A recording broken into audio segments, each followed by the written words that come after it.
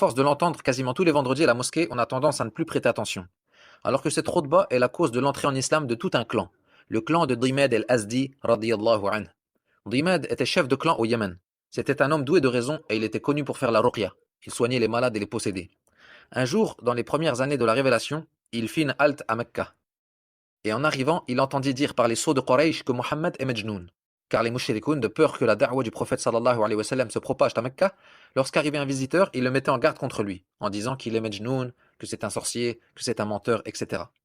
Donc, Dimad se dit, Ana rajulun raqin, je pratique la ruqya, fala'alla Allah an yashfiyahu ala yaday. Il se peut qu'Allah le guérisse par ma cause. Et il se dit alors, plein de bonne intention, que s'il rencontrait le messager d'Allah sallallahu alayhi wa sallam, il lui ferait la ruqya. Et effectivement, il rencontra le prophète sallallahu alayhi wa sallam. Il lui dit alors, Ya Muhammad, inni arqi nas, je fais la ruqya aux gens. Wa qad shafa Allahu ala yadayya man sha'a min ibadihi. Et Allah, par ma cause, a guéri nombre de ses serviteurs. Fahal laka dhalik? Qu'en dis-tu? Yani que je te fasse la ruqya. Et subhanallah, on voit dans ce hadith la sagesse et le sabre du prophète sallallahu alayhi wa sallam. Imagine-toi qu'un homme vienne te voir et te dise ça. Est-ce que tu vas supporter une telle parole? Eh bien écoute ce que lui a répondu le messager sallallahu alayhi wa sallam.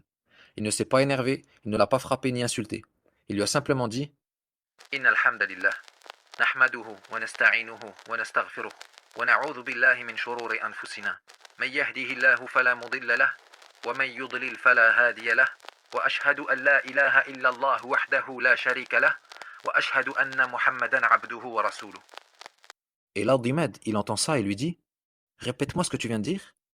Le prophète sallallahu alayhi wa sallam lui répéta alors une deuxième fois, puis une troisième fois. Et là, Dimad lui dit لقد سمعت قول الكهنة والسحرة والشعراء وهذا ليس من كلامهم. J'ai certes entendu les paroles des devins, des sorciers et des poètes, mais ceci n'en fait aucunement partie. Puis il lui dit ولقد بلغت كلماتك قاموس البحر. Et tes paroles ont certes atteint le summum de l'éloquence. هات يدك أبايعك على الإسلام. Donne-moi ta main que je te fasse allégeance de mon islam. Le prophète sallallahu alayhi wa sallam lui dit alors wa ala qawmik, yani au nom de ton peuple également, car Dimad était chef de clan. Il lui répondit wa ala qawmi, et au nom de mon peuple. Et voilà comment Dimad el-Azdi radiyallahu anhu et tout son clan entrèrent en islam